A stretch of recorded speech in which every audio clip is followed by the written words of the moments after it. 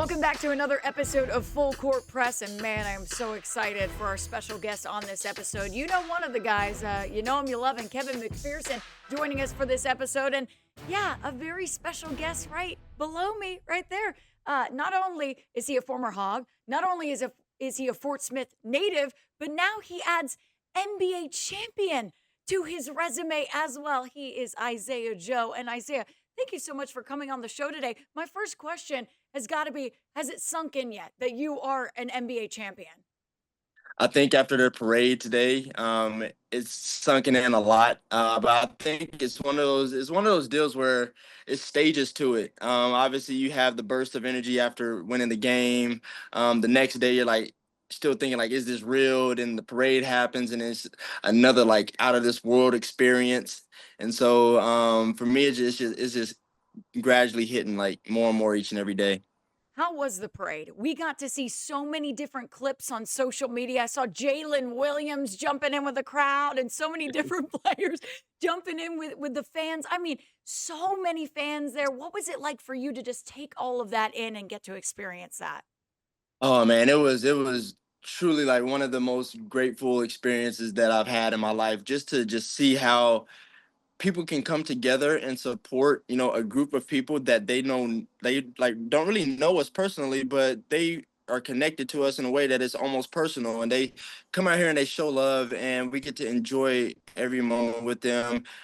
We got the floats that we drove around in, and then we actually got off the floats and walked forever. Like, I definitely got my steps in today. But yeah, just interacting with the fans, showing love, because without them we wouldn't be here. I feel like we have the best fan base in the NBA. And just any way that we can, show love back and give back to them. It's amazing, because what they do it's not unnoticed, and I want them to know that. You aren't kidding about best fan base in the NBA. I know so many Thunder fans myself, and they are awesome. They show up to everything, and they were all there supporting you guys, obviously, during the finals and then in the parade today. I brought up Jalen, Isaiah, and I want to talk with you a Uh, little bit about him because it just feels like a full circle moment for you guys, being both from Fort Smith, getting to play at the high school level together, not playing at Arkansas, but going to the same college, and now mhm. getting to play on the biggest stage of basketball. And what does it mean for you not only to share that stage with him, but to just also go through this experience of winning a title with him? I think the coolest thing is just seeing the growth of somebody that you've grown up around, and you've seen them be a player and be a person for their whole life, and just to be able to have this rare moment of being on the same NBA team with them in the first place is like breathtaking itself. But to actually win a championship with somebody that you've known for a lot of your life, it's a great feeling. It's truly a blessing. This is actually like our revenge tour, because when we were in high school, we made it to the championship game, but we did not win the championship game together. So this is our first championship together of any sort, and so for it to be an NBA championship at that, it's I don't know if it really, gets any better, but we'll see. Yeah, I would say revenge tour completed. Yeah. Com- Completed, but still motivated, I'll say. I I think we are, at the end of the day, we have goals that we set in our minds, and we're hoopers and we're ballers, and we want to win at all costs and at all times. So even though we're the champions right now, like we aspire to be the champions in the future. And so I think that's the beauty of, me and Jay Will and everybody else on our team and the organization is we we understood what it took to get here, but we know what we're capable of going into the future. I absolutely love that. What a great message for everybody out there and for all the kids who watch this show. We actually have people who watch this show from the Fort Smith area. And what does it mean for you, Isaiah, to be from a small town in Arkansas and to now get to the highest stage, be crowned an NBA champ? I know you care so much about where you came from. And so what does it mean for you just to think about where you came from to now where you are? Yeah, I mean, Fort Smith is home, will always be home. Born and raised. Fort Smith was so good to me that I didn't really want to get away when I went to college, so I just went right up the road. So it's all the connections and the people that I made growing up, shaped me into the person and the player that I am today. Wouldn't be here without them. So just to be able to have this moment and be able to look back and say that I'm from Fort Smith, Arkansas, and I have a championship under my belt. Never thought I'd be saying that. I always dream about it, but never, committing to being real. But now that it's here, it's an out of this world experience, and I'm truly grateful for the fact that I am from Fort Smith and I get to have this journey and share it with them. We got a chance to talk to Coach Scott the other day, and he was just over the moon for you guys. I'm sure you've gotten a lot of texts from all of the people back home and talked to all of them. He just was over the moon. I thought I would share that with you very briefly here because I just thought that was so sweet. Kevin, I know you have a lot of questions for Isaiah as well. Do you want to get some of your questions into? Isaiah, my man, it is good to finally connect here with you. I want to talk about your role. You signed a big deal back in July, 4 years, approaching 50 million. Then you came into year three at Oklahoma City and really backed it up, averaging double figure scoring over the regular season, some of the accolades, but you roll into these playoffs. You had a rotation role at every stage in various games through these playoffs, all 4 rounds. You scored double figure scoring in games in each of the 4 rounds, including 5 overall. And then you shot 42% from three. It was actually better than what you've been in, which is really good in the regular season the last 3 years. That's hard to do in the playoffs. Talk about as a player, that adjustments going into the playoffs as a player, that intensity level, and being able to keep up not only your production and your efficiency, but impact winning. Yeah, I mean, I think obviously going into the playoffs, the heightened stakes of each and every game, each and every series. There's this excitement that really goes into it. So being able to try to stay level-headed through it all and continue to put in the work that I put in all season to get me to this point is basically how I was able to do it and how everybody on our team was able to do it. We stuck to our algorithm. We stuck to what we do and what we know best. And I felt like all I can do is owe it to my team to be who I've been all season and be better. As good as you guys were in the regular season, one of the all-time great regular seasons, and you not only won 68 games, best record in the NBA, you set a lot of standards along the way, best record against an opposing conference, only one loss. That was to the best team in the Eastern Conference, Cleveland, on their home court in a close Mm-hmm. game. But all that stuff to then be as good as you are, and then you step into this level of heightened everything in the playoffs. Does all that kind of go out the window and you're realizing just how good these teams are and how much tougher is a playoff game versus regular season?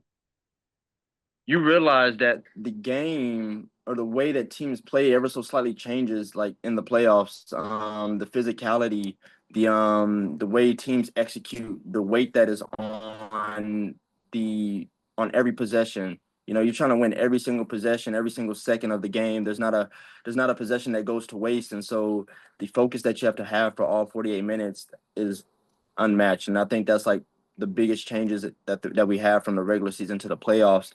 It's turned up 10,000. And so every team that enters the playoffs are dangerous teams because everybody wants to win and everybody knows what's on the line and what's at stake here.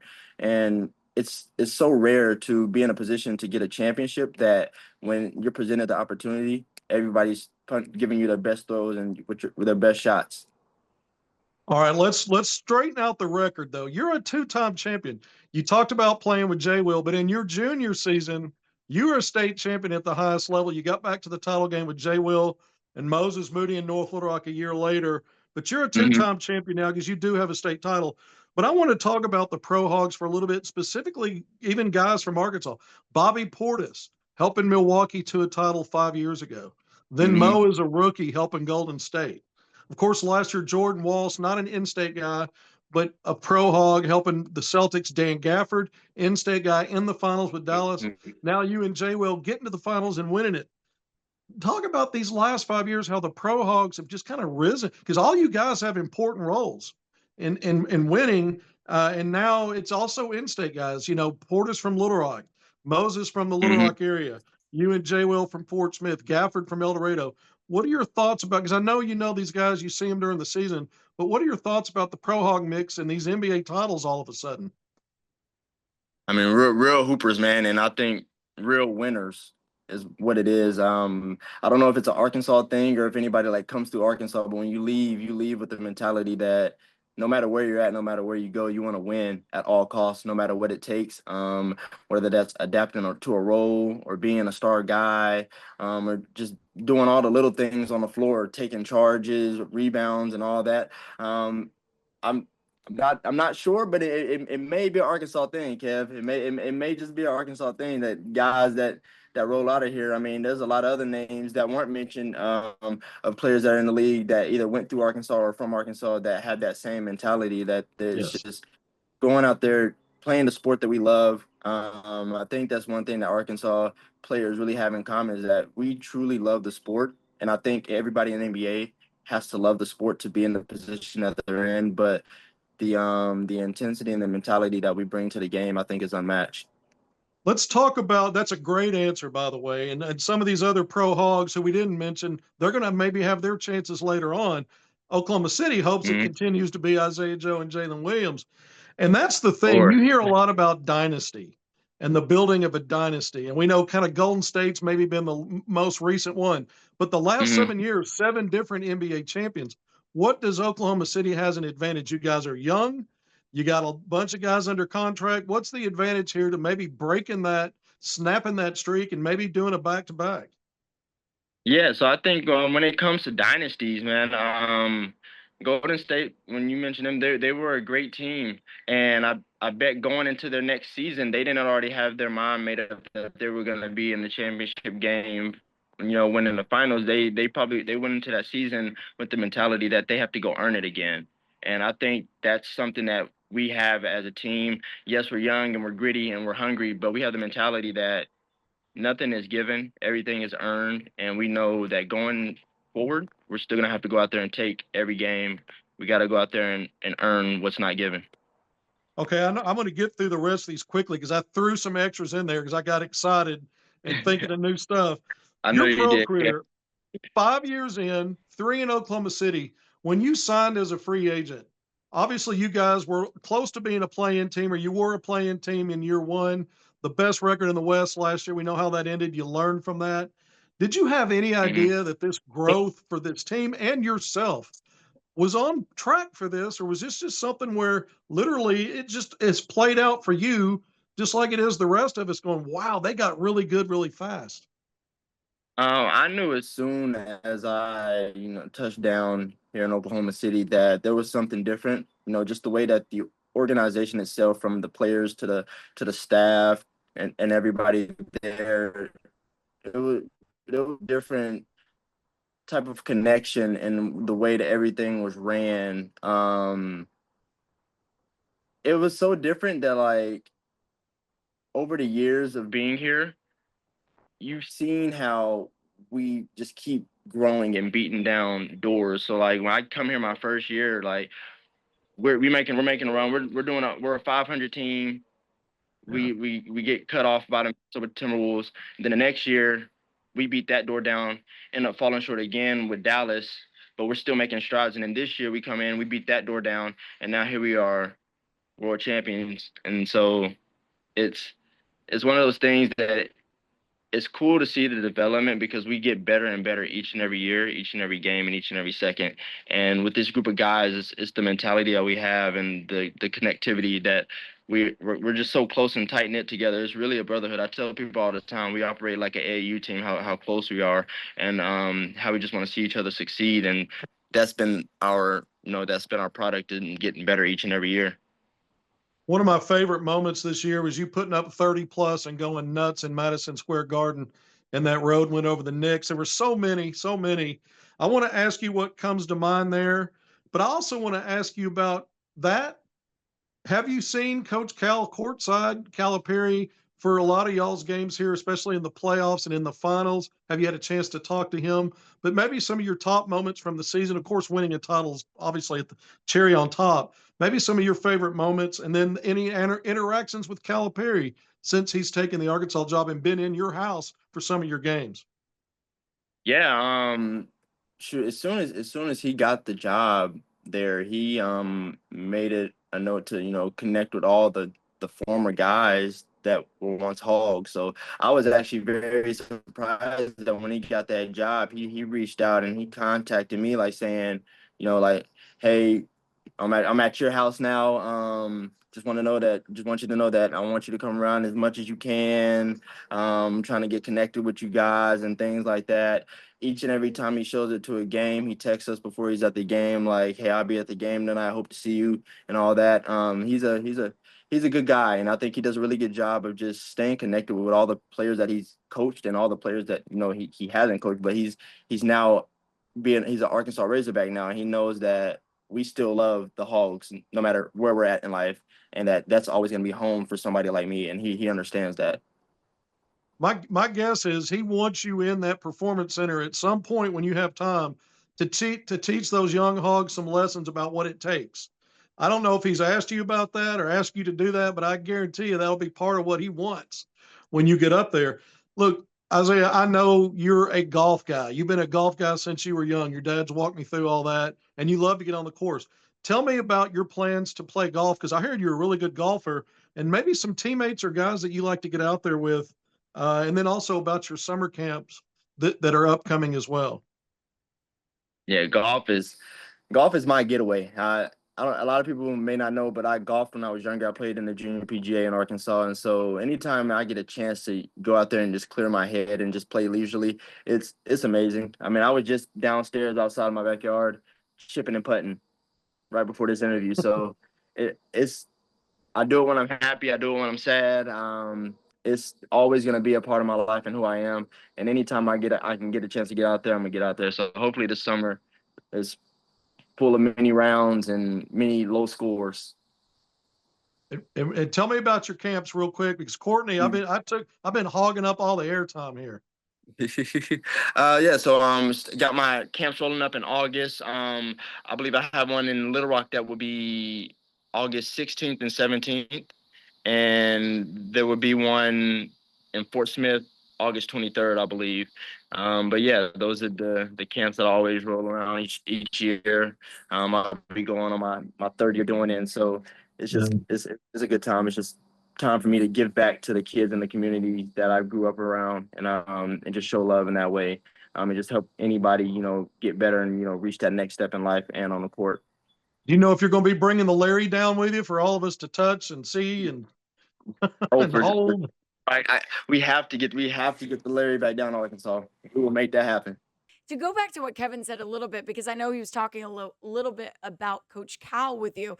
I know you've gotten to see, you've followed along closely with the Razorbacks and what he's done in his first year here. Can you kind of talk a little bit about where you see this Razorback program heading under his leadership? I mean, you've got to be following these guys closely and know exactly how you feel about this program right now.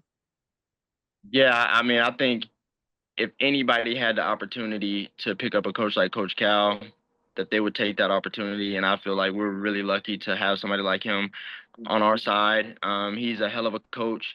He does a really good job of developing his players, and he's put a lot of guys in the NBA, a lot of guys that go to win championships. And shoot, Shea, Cason Wallace, we have Kentucky players on our squad that he knows what it takes to be successful at the next level. And no matter what it may look like in college, he really makes players better.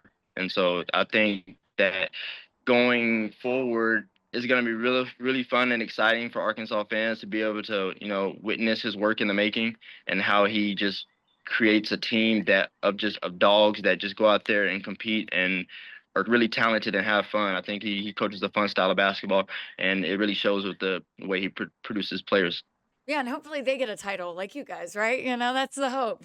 For sure, for sure. I will be there. I know you will. I know you will. I will be there. I know you will. Isaiah, really quickly, final question for you because Kevin did ask it, and I do love the question. We all know that winning an NBA title, that was the best moment from this year. But was there any other highlights for you throughout the year that you want to talk with us about, or just end on a good note, talk about some of the highlights that you've had with the Thunder this year? Yeah, I know. Just off the top, since Kev mentioned it, he mentioned the game in Madison Square Garden. I think that's just it's a fun place to play in because it's so iconic. I think anytime somebody goes there, you just think of like Showtime and doing your best. You want to get your highest scoring game there. You just want to have a good game in Madison Square Garden because it's just such a put on place that everybody knows what Madison Square Garden is, whether they watch basketball or not. It's just one of those type of spots. Other than that, I think just aside from this championship, just seeing the growth of players, I think we share moments with each other throughout the season, like being able to share the MVP moment with Shea, like that was really cool. Dub getting his All-Star appearance, like seeing stuff like that, the guys succeeding it's the best because we all want each other to succeed, and if one person's succeeding, then we're all succeeding in a way, and that's all we want for each other. Wow. I think that's what's really special about this Thunder team. I know Kevin asked you why you think you can maybe start a legacy here, start a dynasty with the Thunder, but would you say that's one of the reasons why maybe you guys can go back to back? I know we're looking ahead there, but it's because of that attitude around the team. For sure, it makes it possible. It makes it possible, for Excellent. sure. I love that. Let's end on such a great note, right? That was awesome. Thank you so much, Oh, Isaiah, again for joining us and taking the time. I know you are a very busy man right now, everyone wants an interview with you. So I appreciate you yeah. for giving us the time and chatting with us. And again, congratulations. Anytime. I appreciate you guys for having me on. It's been That's my guy, Zay, NBA champion. Thank you, Zay. all right. Y'all have a good one now. Thank Thank you, Zay. you. You too. Thank you.